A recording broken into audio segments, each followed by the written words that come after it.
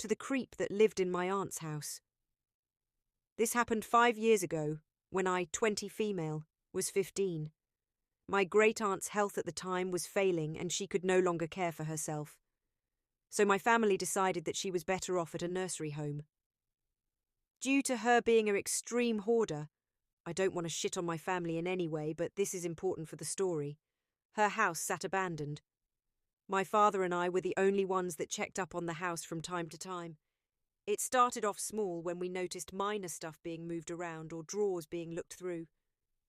Around that time we didn't think much of it since another person close to my great-aunt also had a key to the house, and we thought maybe he wanted to get some of his stuff since he used to live with her for some time. After a while, probably a month later, things got stranger. We used to roam the house more to rescue some things in it and just to look through everything. Maybe after a week of doing so, and feeling watched every time we were there. More stuff was moved around and placed so we would notice it immediately, like stuffed animals that used to sit on a shelf now, neatly sitting above one another on the staircase step by step. Dirty footprints and more drawers ripped open, and the stuff inside spilled everywhere. We got very suspicious of the situation and investigated more. We had late-night drives passing the house just to check if we ever caught a flashlight or any sign of someone being inside the house every night. At that time, I started telling my friends about the situation, and as the stupid kids we were back then, we thought it would be a good adventure for us to just stay there for a night and playing security with the mission to finally catch this person that seemed almost like a ghost to us. Another information that's important is that there was actually no way inside the house, no window open, all doors locked, and we and this other guy were the only ones with a key.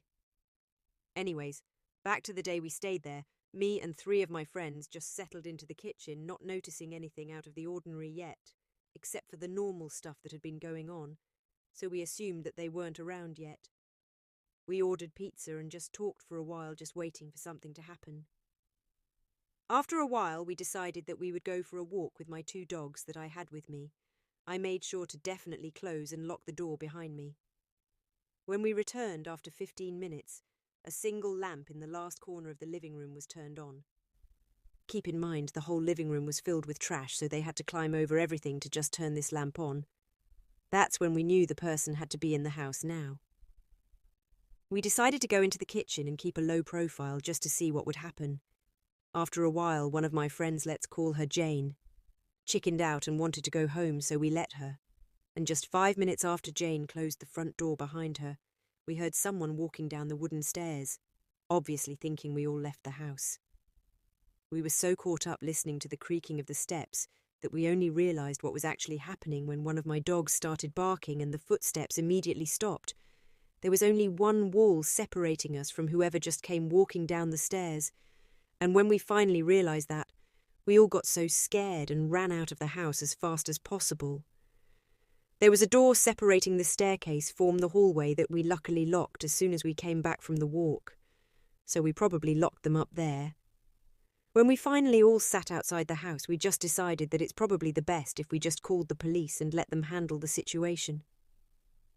As we waited, basically all holding our breaths and the aftershock of the situation, we suddenly heard someone, male voice, talking quietly, probably on the phone. That's when we noticed that a window was slightly open on the second story of the house.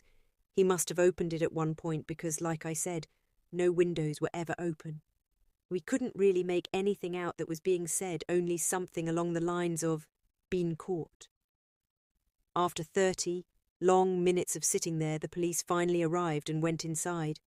They looked through everything but found nothing. He for sure had enough time to simply hide somewhere. There was a room completely filled with cardboard boxes that reached under the roof. That's when things got extreme. It was like he was playing mind games with us. He left notes everywhere in the house for us to find, with weird drawn-on smiley faces and flowers saying, "Catch me," placing this alarm thing underneath the front door that would go off any time someone entered, letting him know that someone was there. Trashing the bedroom so it was beyond recognition, destroying furniture, shitting into the toilet and placing a flower on top of the shit and all this without ever being caught once. Our checkups became more frequently, turning from once a day to every hour, but nothing. We eventually decided to let things cool down a little and ignored the problem for a while. At one point, he would leave an basically unlivable house drowning in cat pee and trash. Right, nope, wrong. Probably 4 months after we didn't put much interest into him. Or the house one of my friends said that he saw some figure standing at the window behind the curtain just staring outside, and we were just like, great, here we go again. And suddenly the interest was back. One day we all decided to turn up at the house. There were 7 of us, and we were just ready to search that damn house from head to toe, just finding the place that guy was hiding at, and leaving and entering that house. Still, everything was locked. When we first got back inside, there was leftover and rotten food in the kitchen, and a surprise for us in the living room where he shit on a cardboard box, just like some fucking dog. We decided to separate. 4 of us. Went inside the living area. One of my friends stayed outside, and a friend, let's call him Carl. And I went into the stable area of the house, because that part had a hole in the wall that connected the place the hay was kept to the attic, but we were never able to figure out where exactly that hole in the attic was. Carl was throwing little stones at the hole that seemed to be covered with something like cardboard from the other side, just so our friends would be able to hear the sound from inside to find the entrance. All of a sudden it knocked back. We actually saw the cardboard bending from someone hitting on it, and I yelled down to my friend outside if they finally were able to find that damn entrance, and all I got back from her was, "No, everyone is downstairs." Just kinda shocked, Carl and I quickly made our way out of the stable and to the others, saying if we go to the attic now we got him, since there would be no way he could escape that quickly, and he would have had to pass us on the stairs. We all ran upstairs, but again, nothing. Just nothing at all. After this, we just decided that we would give up and not go there again. We also realised that it might be too dangerous. He never seriously did anything to us except for creeping us out. But we were wondering what he would do if we seriously caught him and stood in front of him. Our parents were also not really happy with us doing any of this. So, again, months passed without anything. Only sometimes driving by and seeing a faint light inside until the house was finally put on the market to be sold. Today it has been completely emptied out and is being renovated. So to the creep living in a completely rancid house for almost a year, let's not meet. My nightmare day. I live with my boyfriend and our 2 dogs. Our neighbourhood is pretty safe for the most part, and we haven't had any problems so far, so we thought nothing when my boyfriend left to go visit his mum for a few days, and I was left alone with the dogs. So yesterday was a nightmare since my eyes opened until I went to bed that night. The night before last I went to bed and took my usual chronic medication and painkillers because of a terrible headache, and that night I happened to start taking melatonin because I have trouble sleeping. About 10 minutes later, I start feeling really ill. I talk to my aunt who's a nurse, and it turns out that mixing antidepressants, painkillers and melatonin are a very bad combination that can make you very ill and in several cases be deadly. Luckily for me, I didn't take that high of a dosage of pain meds and melatonin, so it didn't do much, except make me feel a little ill. So I started feeling very lightheaded and headed to bed. I passed out, and I mean blackout completely out. I woke up that morning to the sound of a gate opening. I thought to myself that it was probably just my parents or brother, because they all have keys, and they wanted to check in, or they forgot to take something. A few minutes go by and I don't hear anything, so I assume it was our neighbour's gate that sounds exactly like ours, or that I just completely imagined it because I was so out of it from last night. A while later, I hear footsteps walking on the dead leaves on the grass outside, and my dogs start freaking the freak out. I think it might just be the stray cat of the neighbourhood or a big bird. I go to slowly open the door as to not scare away whatever it is, but to show the dogs that everything is fine. As I come out of the room, I start hearing someone trying to open the back patio door, and I can vividly hear a male voice talking.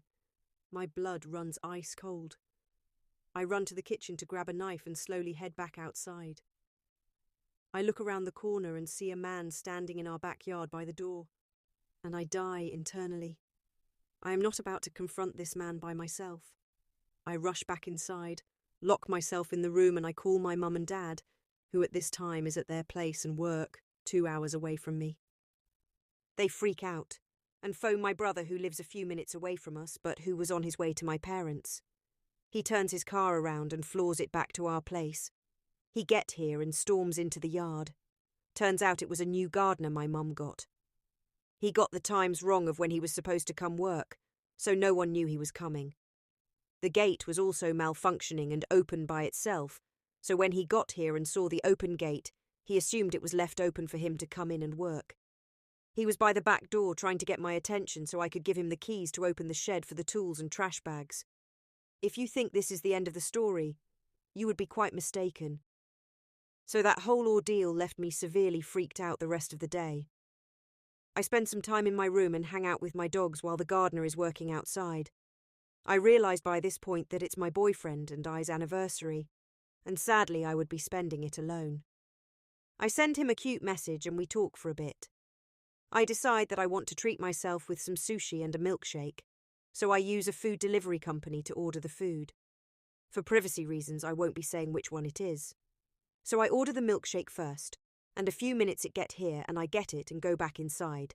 I then order the sushi and wait for it to get here. A few minutes later, the app let me know that the driver is here, so I head outside to grab the food. How those companies work is they stop at the other side of the road of where your house is. They then check your phone order and check it off, hand you your food and drive off. But this driver stops on the side of the road where our house is. He asks me to confirm my name and number. This has never happened, but I was too hungry and tired to care, so I didn't think much of it. I walk up to the window and try and grab the food. He says no, and that he wants to drive up to the driveway of the house. First red flag, so at this point I'm a little uncomfortable, but I think nothing too much of it. It could just be my mind working overtime because of this morning's events, and the fact that I was alone. I again go grab the food, and the driver says no, he'll get out and give it to me. Now the red flags are screaming at me. He starts making very sexual comments about me and how I look and so on. I take a few steps back and tell him to just give me the food, I have something else to do. He walks a few steps into the yard, and my dogs come running out. He asks if my dogs are aggressive and if they bite. I have been listening to Let's Not Meet and scary stories and true crime since I was 12. I know that I need to tell him that they are very aggressive and that they do bite. He takes a few steps back out of the yard and back to his car. I thought to myself, okay, he listened and he's scared, I'm in the clear. Yeah, no. He then grabs a bottle from his seat and asks me if I can go fill it up with water for him. I take it and head inside the house. I know, stupid move on my end. Looking back now, it was probably the mistake that led up to everything that happened after. I head into the house and fill it up so I can give it to him and he can leave. I come back outside when I'm done, and this mofo is walking around in my yard checking to see if I'm alone or not. I know this is the case because he makes more creepy comments, and one specifically about the fact that I was alone. I try and make up a story about how I'm not alone and that my dad and boyfriend are on their way, but he talks to our gardener, who is at this point working outside. They start talking in a different language which I don't understand, and afterwards he just gives me this creepy-ass smile. So I'm like, oh, fuck, he knows I'm alone for the next few days. I'm at this point trying very, very hard to get out of this situation. He again starts making weird, creepy and sexual remarks. And then I kid you not, this mofo goes, "This is a really nice house. Must be full of expensive stuff that are easily takeable if they left such a little beautiful thing alone to take care of it." My jaw drops. I'm ready to start calling my dad. And no, it never crossed my mind to call the police because in my experience they are useless and rude, so that was never an option in my mind. He makes a few more remarks and then gets in his car and leaves. I'm really, really freaked out at this point, so I let my parents know, and I lock myself in the house and turn on the alarm.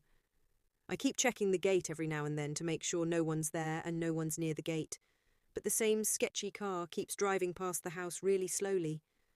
I try and get my mind off it by calling one of my friends and playing an online game with them. I get a Snapchat, Facebook and TikTok notification about a new follower. It was all from the same account.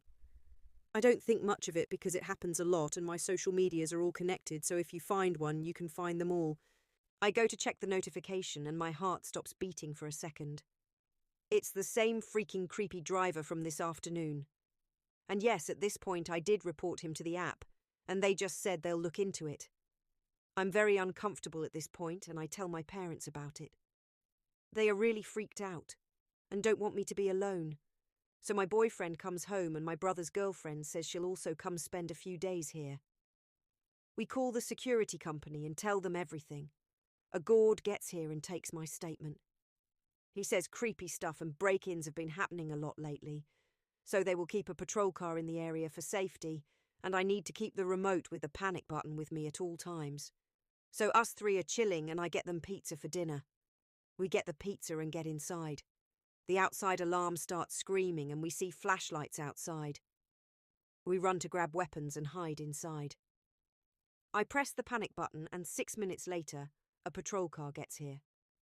They check the yard and they say the fence in the backyard has been tampered with and it looks like they tried cutting it.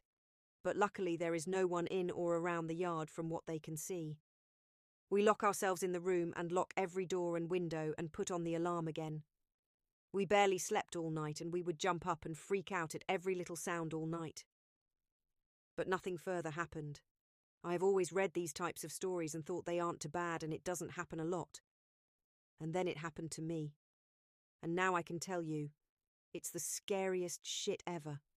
And being in that situation is a lot worse than just hearing about it or reading it. So to the very creepy delivery driver who made me feel very uncomfortable, stalked me, and then tried breaking into my house, let's not meet again. Okay, so update for y'all. I just realised something and I'm severely freaked out. I think creepy delivery guy might be a full-on stalker. So I had made 3 orders that day, one from a grocery store and the other 2 from the previously mentioned delivery app. When I placed the orders that day, my location was malfunctioning, and I didn't even notice it. So the first delivery guy calls and says he's at the gate. I go outside and he's not there, so I redirect him to my actual location. Same thing happens with the delivery guy who brought the milkshake. I thought it was really weird, but I still didn't connect the dots. But then creepy delivery guy shows up at my exact location. I obviously didn't see anything wrong yet and thought my location fixed itself. So I go through my emails to see if the report I made off the guy has been answered. When I see an email about yesterday's deliveries, I go in and my blood turns ice cold. The sushi delivery was marked with the wrong address, 3 neighborhoods away from my actual location, and this mofo knew my real location and my name and number off by heart, but there's not information that is shared with them. So is that weird or am I being paranoid?